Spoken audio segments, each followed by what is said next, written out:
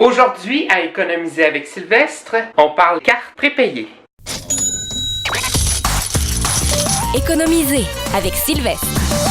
Premièrement, de quoi on parle quand on parle d'une carte prépayée? C'est une carte qui vous donne droit à un massage, à un repas au restaurant ou même une carte d'appel. Je dis carte, mais ça peut prendre plusieurs formes, comme les chèques cadeaux, les coupons à imprimer et les cartes virtuelles. Parlons date d'expiration. Le site de l'OPC est clair. Un commerçant ne peut pas indiquer une date d'expiration sur une carte prépayée échangeable contre un bien ou un service. Une carte prépayée qui a une valeur de 50 $ aura toujours une valeur de 50 $, même si la valeur du service a augmenté. Bien sûr, il y a des exceptions, comme les cartes de métro, les cartes des parcs d'attractions qui donnent un accès illimité au parc tout l'été, et les cartes prépayées pour la téléphonie cellulaire, qui peuvent toutes comporter une date d'expiration. Alors que les cartes pour les appels interurbains ne peuvent pas comporter de date d'expiration. Mais là aussi, il y a une bonne nouvelle. Depuis le 31 décembre 2015, les cartes offertes par les sites touristiques comme un laissez-passer pour une journée de ski, valide un hiver donné, ne peuvent plus comporter de date d'expiration. Attention!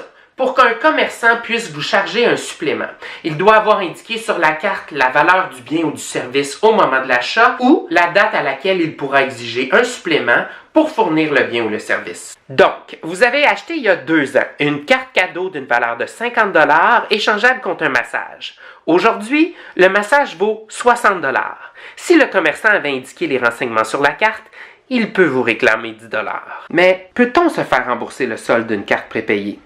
Dans le cas d'une carte d'appel qui donne accès au service pour une période déterminée, le commerçant n'est pas tenu de vous rembourser le solde de la carte. Contrairement à une carte d'appel pour les services interurbains, où le commerçant doit vous rembourser le solde de la carte s'il est de 5 $ ou moins et si vous en faites la demande.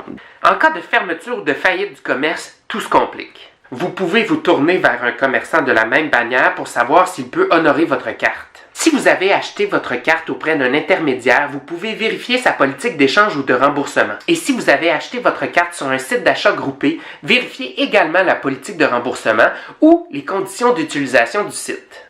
En somme, il est toujours plus sage d'utiliser rapidement votre carte prépayée pour éviter de perdre votre argent. Si vous voulez vous démêler, visitez le site de l'OPC.